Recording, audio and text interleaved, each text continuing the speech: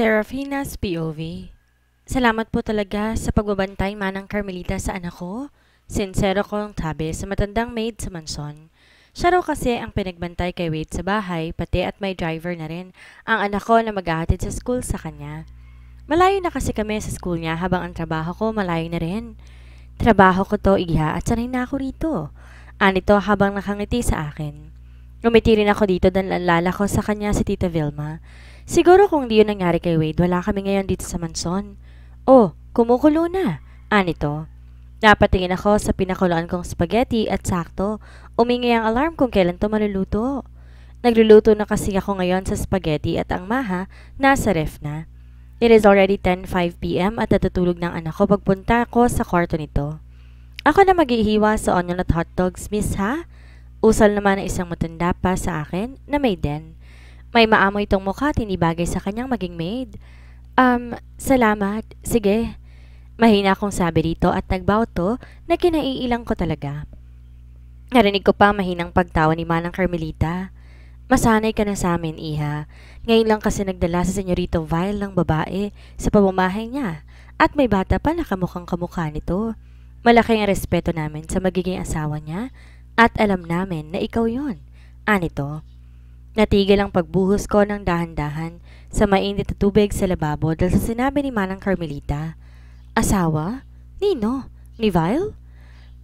Nagkakamali po kayo. Wala po kaming relasyon ni Vile at oo, anak po namin si Wade pero imposible pong mangyari na magiging kami? Jesus Mariosep, nabuntis ka na senyorito nang hindi sadya, ha? Parang mahihimatay na usal ni Manang Carmelita na mabilis namang dinalohan ng babaeng maid na kasama namin. Silang dalawa lang ang nakakaalam na. Gusto kong tampalin ang bibig ko dahil wala na sa lugar ang sinasabi ko. Baka umabot to kay Violet at magalit yun sa akin. Parang gano'n na nga po. Awkward akong ngumiti at nagpatuloy na sa ginagawa at pagbabad ng spaghetti sa maligamgam na tubig. Mawalang galang na po, miss, pero kilala niyo po ba si senyorito nung hindi ka pa nabuntis? Dahil marami na nagtangka sa kanya eh. Lumalapit at gustong buntisin sila na senyorito dahil na-trigger ang mga babae sa sinabi ni senyorito sa media na ayaw niya ng anak. At sakto, obsessed ka rin sa kanya at gustong magpabuntis. Plinano mo na dapat mabuntis ka niya at nangyari ang gusto mo mangyari. Esmeralda, bumalik ka sa room mo. At parang natakot naman si Esmeralda sa boses ni Manang Carmelita kaya umalis to pero humingi pa ng paumanhin. Nakatulala pa rin ako di makapaniwala sa sinabi nito. Nasaktan ako sa sinabi nito. Pagpasensyahan mo na siya, iha, ha? Ganon talaga ang bibig noon. Naiintindihan ko po. Sagot ko at gumiti dito. Pero may narealize ako. Sa pagpasok ko pa lang sa manso na ito, alam kong pinaplasik lang ako ng mga tao rito. Hindi lahat, pero nararamdaman ko. Mukhang ang tingin nila sa akin ay habol ay pera, gold digger, obsessed. Pero hindi naman ako ganun eh. Nandito ako para sa anak ko. Hanggang sa matapos ang ginagawa ko. Nauna nang matulog sa akin si Manang Carmelita habang ako'y naglilinis sa mesang ginagamitan ko para kinabukasan maayos na ito. Pagod ako naguhugas. Napabuntong hininga ako at nakatulala sa kawalan at ipinagpatuloy din ang ginagawa. Matapang ako pero naiiyak ako sa hindi malamang dahilan. Parang tinarak ang puso ko sa realidad. Nakayuko lang ko naguhugas at minsan pinapahid ang luhang nahuhulog. Kinabukasan maga ang mga mata ko pero mabuti na lamang. Hindi yon pinansin na nakakita. Wala si Vile dahil may lakad na naman daw. Nasa school na rin ang anak ko at hindi ko na naabutan. Na hindi ko nakasanayan. Parang ang dami nagbago dahil sa paglipat ko sa manson. Let me. Salamat. Usal ko at natigil din. Kael? Anito at nagpatuloy kami sa paglalakad sa hallway kasi ako at dalang spaghetti at maha. Nabibigatan ako noon, buti na lang dumating siya. Parang wala lang ditong bigat. Di na nakapagtataka dahil malaking lalaki rin naman kasi to. Malapit na magtanghalik at maraming estudyante ang makikita na meron ding ginagawa. Maingay ang bawat room na madaraanan namin. May sariling speaker kasi sila na ganoon din sa amin. Good morning, Kael. Good morning, aking mahal. Napailing na lang si Kael at pigil ang tawa ko dahil halos Becky ang sumigaw noon. Pinasadahan ko ang kabuuan nito. Again, walang mintis, gwapo pa rin. Napakahakot nitong tingnan sa suot nitong summer na damit. Naka-shorts hanggang tuhod na white at pang-summer na polo, maraming dahon ng design at halos green ang color nun. Fresh, handsome, looking talaga. Napatingin to sa akin sabay smirk. I know I'm handsome. Don't stare too much. Sayong-sayo lang naman ako. Anito at humina ang sinabi nito sa panghuli na hindi ko na talaga narinig. Asa, hindi ikaw ang tinitingnan ko. Mabilis kong sagot at narinig ko na lamang ang mahinang tawa nito na ang sarap pakinggan. Pero napapansin ko lang ha, para may diferensya yung tenga ko. Di na gaano nakakarinig. Magpapacheck up ako sa sunod na linggo. But you know, anito na nasa harapan kami ng classroom na nakasira pa ang pintuan. Humarap to sa akin at pinasadaan ako ng tingin. You look good in that dress, he said while there is a small smile on his lips at binuksan ito ang pintuan at tag-ingay na nga ang kaklase ko. Pero hindi matigil ang pagtibok ng puso ko. Bakit parang si Vile ang nakikita ko sa kanya? Umiling ako kahit ano lang talagang naiisip ko. Pretty. Bulong yon ni Whiskey sabay lagpas sa akin at pasok naman ito sa classroom namin. Nahiyawan na naman dahil sa suot nito na ikinatulala ko na rin. Nahihilo ko sa kabog ng dibdib ko. Ano bang nangyayari sa dalawang yon? Napayo ko ako at napabuntong hininga sabay pasok na rin. Our darling for today! Sigaw na Jeroff na kinatawa ko sabay tago sa likod ni Whiskey na nasa malapit lang. How to be you po? Walang kupas, masarap pa rin kahit may anak na. Anakan mo rin ako, Canon. Magulos dili ka, bakla. Sigaw ni Canon kay Jeroff na nagpapakit pa rin sa kanya. Relax. Here. Usal ni Whiskey sa akin. Naurong ang paghinga ko dahil malapit ng mukha nito sa akin. Naamoy kong hininga nito ng amoy Colgate na parang strawberry at V-Fresh. Napadunok ako nang matitigan ko talagang mukha nito. He is so handsome. Parang may lahing Italian to. Napakakapal ng kilay pero yun nagpapa-attractive tingnan sa kanya. Ang tangos ng ilong at sobrang kinis ng mukha. Mahabang pilikmata at kulay ash brown ang mga mata nito. Napatingin naman ako dahil matangkad to. Salamat. Usal ko at kinuhang V-Fresh na bigay nito sa akin. Basta ikaw. Anito at nakapamulsang tumalikod sa akin at naglakad sa kabilang banda ng room. Malakas akong napanunok dahil ang bagay din ito sa suot nito. Alam niyon iyong model sa Dior na nakasuot ng pang-summer na damit habang binobotones ang polo at nakataas pala ang buhok nito na mukhang lagyan ng gel. Ang attractive nitong tingnan. Kaya pala siyang Prince Charming dahil bagay talaga. Ewan ko ba ba't ako napatingin sa gawin ni Kael na ang lamig na makatingin sa akin para may ginawa akong di niya talaga nagustuhan. Nakita ko yun, te. Bulong ni Chloe na namumula pa. Ang ano? Sa inyo ni Whiskey. Shit, grabe yung kilig ko sa Gedli. Bulong nitong parang sumisigaw na. Ano ka ba? Wala lang yun. Nauutal kong usal at kinakabahan dahil para bang may narealize ako. Alright, everyone. Let us make a circle para maibigay ng regalo sa isa't isa. Masayang sabi ng host namin. Kaya nag-form kami ng circle at sa sobrang dami, nagkadikita na kami. Ano ba yan? Buti na lang mababango kayo, ha? Malanding usal ni Ferrando na isa ring bakla pero minsan lang umiimik. Kinikilig ka naman. Duh! Usal ng mukhang boyfriend nito na si Sherwin. La! Matinis nitong sigaw. Shh! Let's start. Sa akin magsisimula, Miss. Okay lang ba? It's okay. Mabining sabi ni Miss Flores, ang advisor namin. Dalaga pa at mukhang kinikilig din sa mga klasiko na halos may appeal talaga. Mushka 23. Sino to? Usal ni Mika, ang host. Me! Usal ni Lorenzo na kinapula ng mukha ni Mika. Here! Ayi! Pangaasar ng kaklasiko na kinapula ng mukha ng dalawa. At ganun nga ang ginawa hanggang kay Jeroff na. Si Menchie ang nakakuha sa kanya kaya't binuksan niya iyon at nakita ang dalawang klase ng pares sa Rexona at may tawas pa na kinasigaw nito habang tawa kami ng tawa sa nakuha nito. Okay, Kael. Sino sa'yo? Dwea 07. Anito.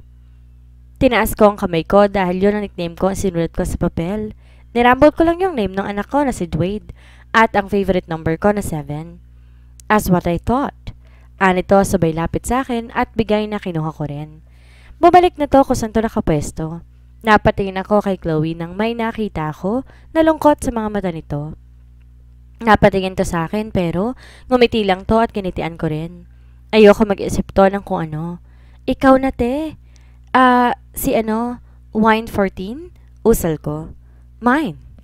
Napatingin naman ako sa harapang bahagi dahil kay whiskey pa lang nakuha ko. Binigay ko yun sa kanya. Isang t-shirt lang yon na sikat ngayon. Nasa 200 plus lang ang limit ng exchange gift namin kasi. And so on and so on. Masayang natapos ang party at ang masasabi ko lang, dapat talagang i-cherish yon. Grabe ate, ang sarap mo pala magluto ng spaghetti at iyong maha? Manghang wika ni Mike na minsan ko na lang nakagrupo sa classroom at ngayon lang ulit nakapag-usap.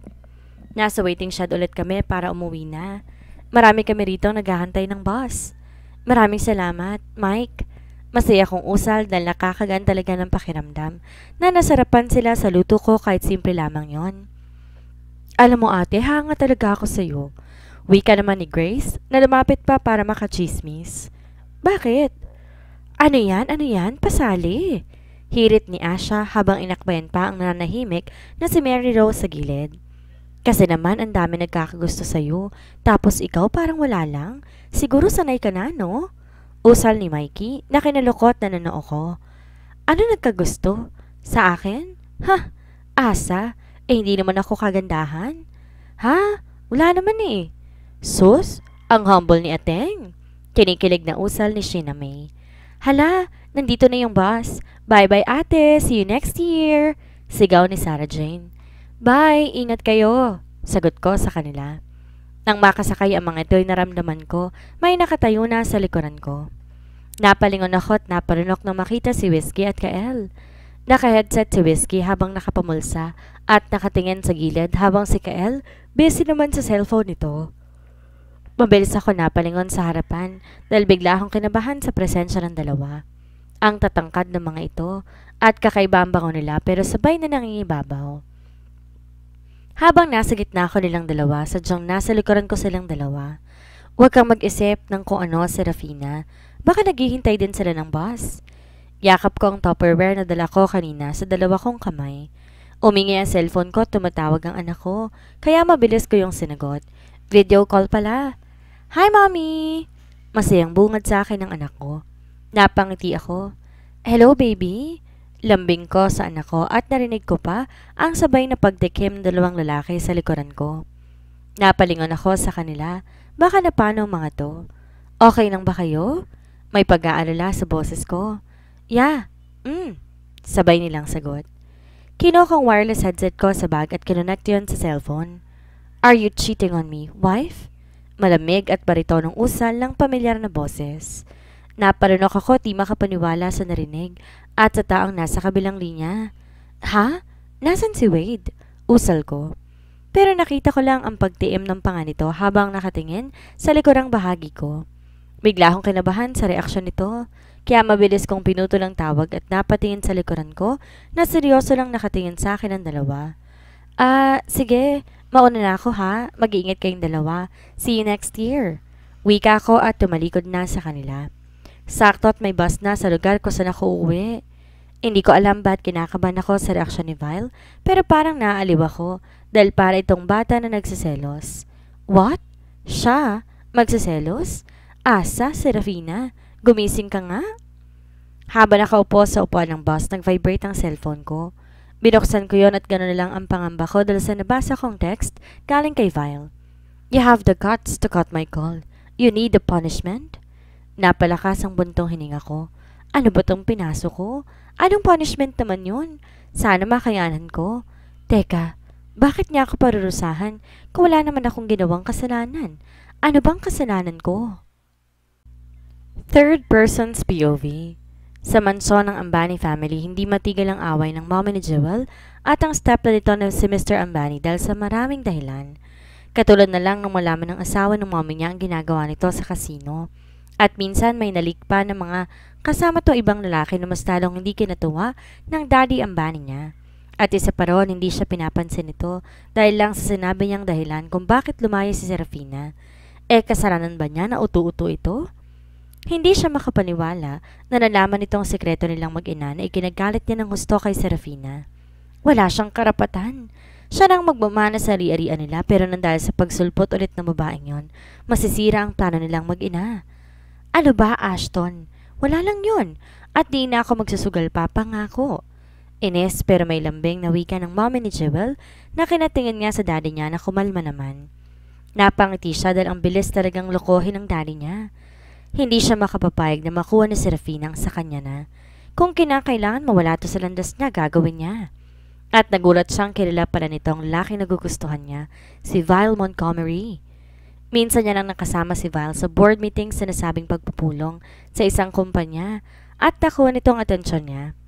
Kakaiba ang lalaki sa lahat na nagugustuhan niya dahil yun lamang ang hindi siya pinapansin. Isang Jewel Ambani, hindi niya papansinin? Siya na isang sikat na designer at anak ng isa sa mayaman sa buong bansa. Scratch that. She is not the real daughter, but she is the heiress of Ambani's business. Nung una pa talaga niya ayaw kay Serafina dahil panira yun sa plano niya. At dahil may kapalpakan tong ginawa yun ang pagkakataon niya para palayasin to sa poder sa sariling mansyon nito. At dagdagumpay nga siya sa tulong ng kanyang ina. Akala niya hindi nito hahadlang pa pero na makitang parang malapit to sa lalaki na gugustuhan ay may namuong ideya sa utak niya. Sa nangyaring insidente ng isang araw, plano niyang pasagasaan ang anak nito. Oo, masama na kung masama. Ayaw niya sa lahat yung may sisira sa mga plano niya. At dahil mabait ang daddy niya na may kailangan siya sa opisina, nagmadali tong pumunta at sakto sa timing, naglalakad ang bata sa highway at walang preno ang daddy niya. Habang siya'y nasa malayo lang at nakatingin kay Serafina na naglalakad. Siya rin yung tao na feeling ni Serafina may nakatingin sa kanya. Pero nagagalit siya dahil nawala na lang tong bigla sa kondo nito. Hindi niya na alam kung nasa na to nakatira. Ayaw niyang mag-isip ito ng kung ano na baka nalaman nito na ang buhay niya ang gustong makuha ni Jewel. Sa ngayon, hindi pa tumitigil sa paghanap si Jewel kay Serafina. Wala na rin kasi ito sa pinagtatrabahuhan na bar na palagi niyang pinupuntahan every Sunday or Saturday. You liar! You lied to me! Nasagasahan ko sarili kong apo. What the heck? Jewel! Galit nang sabi na daddy ni Jewel. Buhay pa naman ang bata. Ano bang pinuputok ng butsi mo dyan? Malditang sagot naman ni Jowendy na mommy ni Jewel. Serafina's POV. Ang sarap mong sakalin, Vile! Sigaw ko sa isipan ko habang pinagbubunturan at nagbubunot ng damo dito sa garden. Sobrang init at ang hahaba ng mga damo dito. May dala akong bolo pero hindi yun sapat. Hindi naman ako mainis kung di ganito kainit at nasa gitna pa talaga ako ng garden inilagay. Are you talking to me? Malamig na usal ni Val na nasa duyan at may dalang libro. Napaikot ang mata ko. Ang sarap ng buhay ng lolo nyo. Sobrang init ko rito habang nakasilong ito at nagbabantay sa akin. Ano siya? Guard? Hindi na ako bata pa para bantayan. Wala. Naiinis kong sagot at nagpatuloy na sa pagbunot ng mga damo. Kasi naman nung nakauwi na ako kahapon, naghintay to sa tarangkahan ng mansyon. Seryosong mga mata at naka-cross arms. Good evening, Luna Sarah. Sabay na bati ng mga maids nang dumating ako. Good evening too. Good evening, Vile. Mahina akong usal na nasa harapan na ako nito. Late. Anito na ikinalunok ko.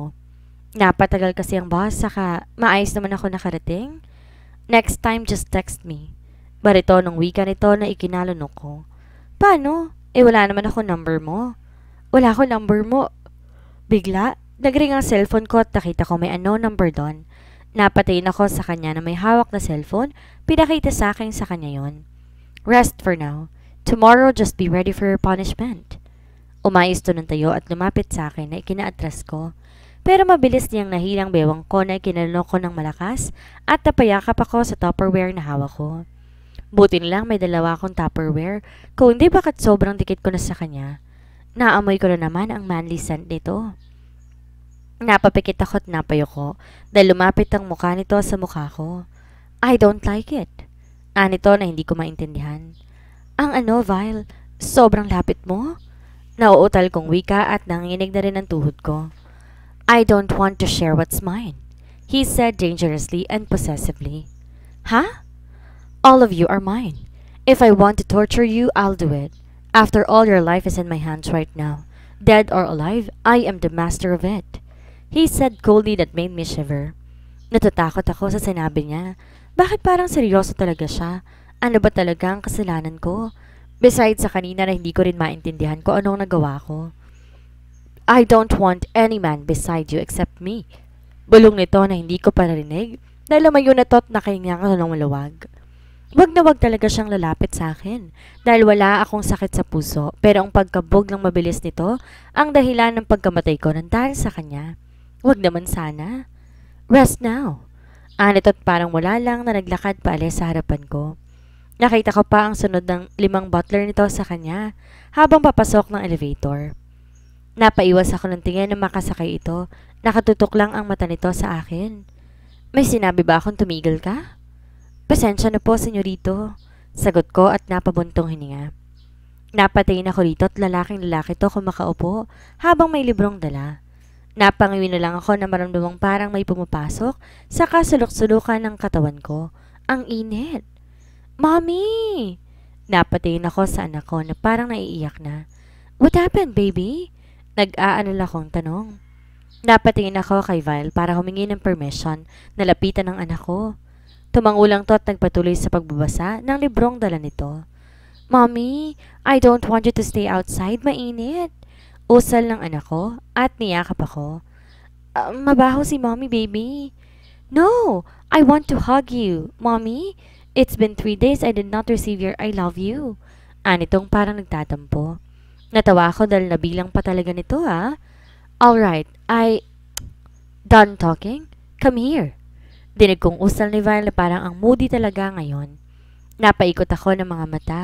Hindi ako ganito pero ang sarap talagang batuhin ngayon ni Vile ng silka na may bioderm. I love you, baby. Usal ko sa anak ko sabay halik sa noon nito na ikinangiti nito pero namapatingin kay Vile para tong may kung anong galit sa mga mata. Napailing na lamang ako. Ano naman kayang ginawa ni Vile para magalit itong si Wade? Come here, Serafina. Here beside me. Malalago ang mga damo dito. Anito ang kinatingin ko.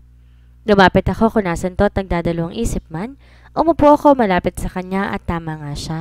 Malago ang damo roon kaya't kinamitan ko ng bolo. Seryoso ako sa ginagawa. Hindi na ako nagsalita pa dahil nagustuhan ko na rin to. Di na rin kasi mainit eh. Ah! Malakas kong usal dahil nabolo ko ang kamay ko. Nagdurugo iyon. Maliit lang ang sugat pero dumurugo ito. So dumb, he said while I can feel the sincerity in his voice. Nakuryente ako nang kinuha nito ang kamay ko, tinitigan yon. Di kasi ako gumagamit ng gloves sa kabilang kamay ko. Hinila ko nito na hindi ko rin mapigilang mapatayo at ganoon lang ang pamumula ko na nasa tabi na ako nito sa duyan. Nasa isang lamesang kahoy ng librong binabasa nito at ang kamay nito ay nakahawak sa kamay ko.